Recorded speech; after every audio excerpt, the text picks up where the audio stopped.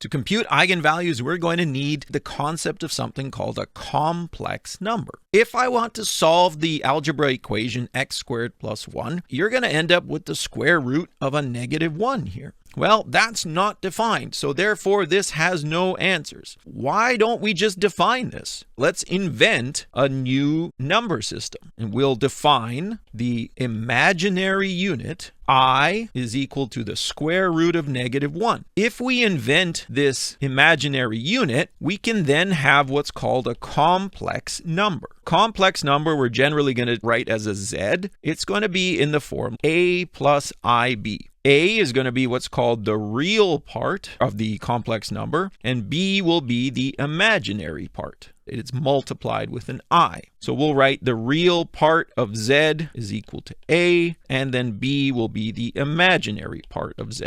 So if we invent these complex numbers, then when I talk about this equation, I'll have the absolute value of x, that's what I get from the left-hand side, will be equal to I. So x will be equal to -I or positive I. And so I have found solutions. We will extend our answer set to the complex numbers. Now what we need to do is learn about complex arithmetic. If you want to, for example, add or subtract two complex numbers that look like this, all you do is add their real parts together or subtract the real parts, and then add or subtract the imaginary parts. So you'll get a plus or minus c plus I into b plus or minus d. If I were to say 5 minus 4i, and it doesn't really matter whether I put the I in front of the 4 or the 4 in front of the I, subtract 6 plus 5i, I'm going to get 5 minus 6 plus -4 minus 5i. I'll get -1 minus 9i. If I want to multiply complex numbers, I have to FOIL them out. You're going to get 4 terms, and some of them will be real and some of them will be imaginary. So as an example, let's take those same numbers, 5 minus 4i, 6 plus 5i, and let's multiply them together. We'll do our usual FOIL. We'll get 5 times 6, 5 times 5i, -4 times 6i, and now we're going to get -4i times 5i. We can always insert a plus between them. So we'll get a 30 plus 25i minus 24i. Now what will happen is something interesting. We'll have -20 times I squared. Now what's I squared? By definition, we have I is the square root of -1. When we square it, we're going to be squaring the square root of -1. We'll get -1. That's why they invent the complex number system. So we'll get 30 plus I minus 20 times -1. And that negative is important. What we end up with is 50 plus I.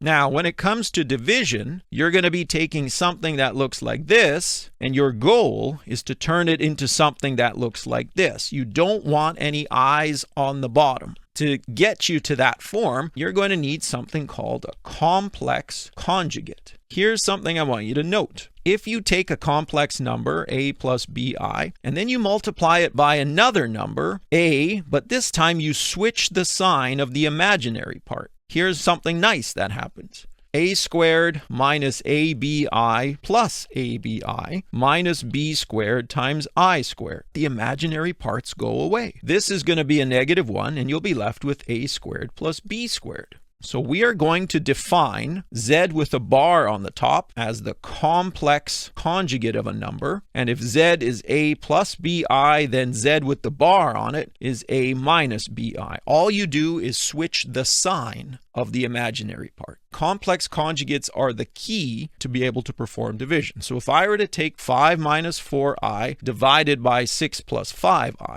I need to multiply this by the complex conjugate of the denominator because I'm trying to get rid of the i's from the denominator. So I'll get 30 minus 25i minus 24i plus 20i squared. For good practice, you should follow through and do the work the first time you're learning this stuff. But the point of the story is the imaginary term go away. What you're going to get is 30 minus 49i, and then the I squareds are going to give you a negative 1. So you'll get minus 20 up there, and then downstairs you'll get 36 plus 25 is a 61. You'll have 10 minus 49i, all of it over 61. So you'll have 10 over 61 minus 49 over 61i. So this is the real part, and that negative 49i is the imaginary part. The reason that we want to talk about this stuff is because there's the one main application, solving quadratic equations.